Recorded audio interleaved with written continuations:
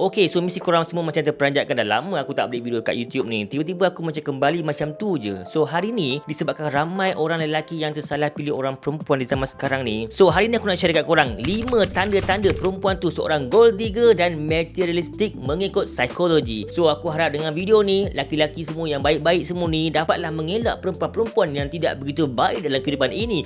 Takbir, Allahu Akbar.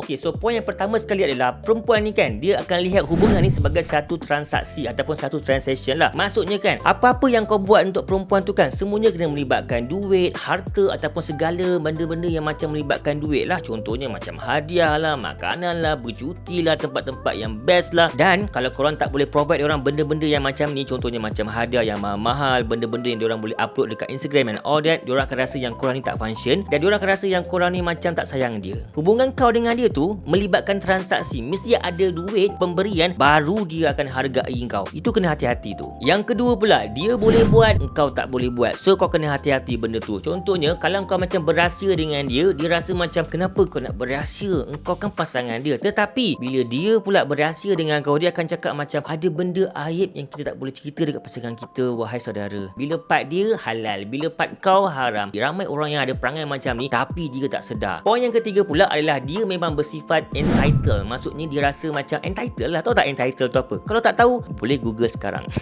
Entitled tu kalau nak mudah cerita untuk korang kan, dia rasa macam semua benda ni berkisah pasal dia dan kau ni macam kau kena ikut je apa yang dia nak. Contohnya dia nak perhatian, dia nak itu, dia nak ini, dia nak pengorbanan daripada kau, dia nak kau berkorban, dia nak kau macam bagi everything, dia nak kau jujur apa semua kan. Tapi dia tak buat benda yang sama untuk kau. Maksudnya adalah bila part dia je kan, tak boleh. Bila part engkau adalah seorang yang kena berkorban untuk pasangan, kau kena jaga hati dia, kau kena buat itu, kena buat ini. Tapi bila part dia tak seperti apa yang kau buat dekat dia. Kau faham tak? Entitled. Macam perempuan tu macam bajet bagus lah, macam dia ingat macam dia cantik sangat lah. Padahal muka, astagfirullahaladzim, subhanallah, astagfirullahaladzim, padahal dia tu macamlah bagus sangat. Kau faham tak? Bila part kau, dia nak everything. Tapi bila part dia, dia tak nak bagi kau everything. Dia rasa macam, oh aku deserve semua ni. Padahal engkau tak deserve pun, sebab engkau pun tak layan pasangan kau dengan baik. So jangan cari perempuan yang ada perangai entitled tu. Ramai gila weh perempuan yang entitled macam tu. Boring weh. Yang keempat yang menandakan perempuan tu seorang gold digger dan materialistic adalah dia menilai kau melalui status, duit kau dan apa yang kau buat dalam kehidupan kau. Sebab kalau kau tak ada semua tu, dia takkan layan kau dengan baik. Dan actually kau boleh nampak benda ni bila kau start kenal dengan dia kan, dia akan banyak bertanya pasal kisah kerja kau, berapa gaji kau, apa yang kau pakai, kereta kau, brand apa yang kau pakai and all that. Dekat situ kau dah boleh nampak dah dia seorang yang gold digger dan materialistic lah. So kau kena hati-hati benda tu. Sebab kadang-kadang perempuan ni kan, bila dia dapat lelaki yang nampak macam kaya,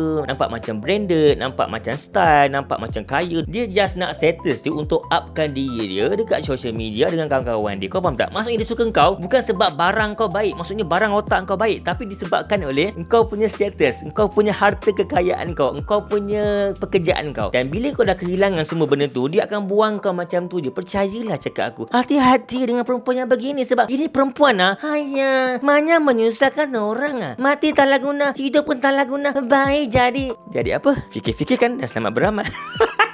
Dan yang seterusnya adalah bila kau cerita pasal harta kau, pasal apa yang kau dah berjaya, apa aset kau, apa semua kan, dia akan lebih kagum dengan kau instead of personality kau yang kelakar, yang macam aku ni, yang kelakar, yang macam caring, yang macam penyayang, alah bucuk-bucuk, something like that. So dia hanya akan impress dengan apa yang orang lain impress kat kau. Kau faham tak? So kena hati-hatilah perempuan jenis macam ni, sebab ramai kawan aku laki-laki yang baik, yang berjaya, tercedok. Dan poin yang terakhir, actually banyak lagi poin, tapi poin yang kelima yang terakhir lah yang aku boleh bagi dekat kau, sebab video ni tak boleh panjang sangat. Poin yang kelima adalah dia takut kehilangan kau bukan sebab diri kau, tapi disebabkan oleh dia akan hilang kemudahan selepas kehilangannya kau. Contohnya macam kau dah provide dia macam-macam lah, macam harta, macam kenderaan ke, kau hantar dia ke, kau uruskan dia itu ini ke kan. Dia risau bukan sebab kau hilang, tapi disebabkan dah tak ada orang nak hantar dia kerja, tak ada orang nak bagi dia duit, tak ada orang nak provide untuk dia, tak ada orang yang nak belikan dia makanan and all that. So kena hati-hati sebab ramai kawan aku, bukan nak cerita pasal kawan-kawan aku yang influencer lah.